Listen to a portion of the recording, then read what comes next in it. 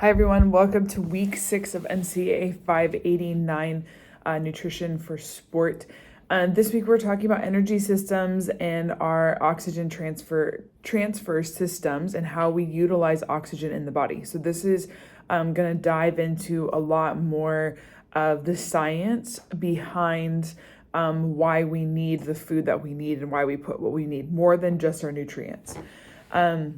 This week we have chapter 7 in our textbook. Again, remember that the quiz questions are coming from the textbook. There is a PowerPoint for you to look at, but the textbook is where you should be looking for all of your answers. And a lot of the questions are direct quotes. So make sure that you read through the text. We have a discussion this week, and then you have a quiz as well. And then upcoming assignments, we have research paper due, and then you have their energy PowerPoint. The energy systems PowerPoint, what I'm looking for in that is for you to pick a sport, preferably the sport that you know best. And I want you to create a nutrition plan for an athlete based off of that sport. So if you're looking at a power athlete, what kind of nutrition, when do they need to be feeding, how do they need to be feeding?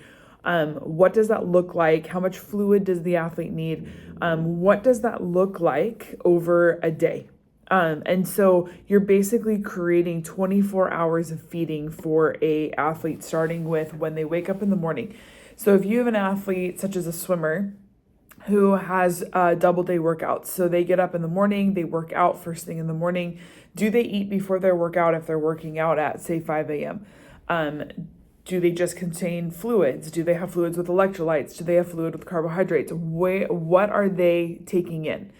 From there, then they go into their after practice breakfast. So what does that look like? What feeding do they need to maintain muscle mass, to get energy that's coming because they've got another practice later in the day? They go to school somewhere in there. And then what happens? Where's the feeding time within their school day, going into their post-practice or their afternoon practice, and then into what do they eat in the evening? So you're using the research that you have come up with, especially in this section, to determine what your feeding schedule is for this athlete. In the textbook, in the towards the very end in the appendix, there is literally the energy systems written there with some sample diets. So I don't want you to copy that, but I want you to think through your specific athlete. What are things that they like and they don't like?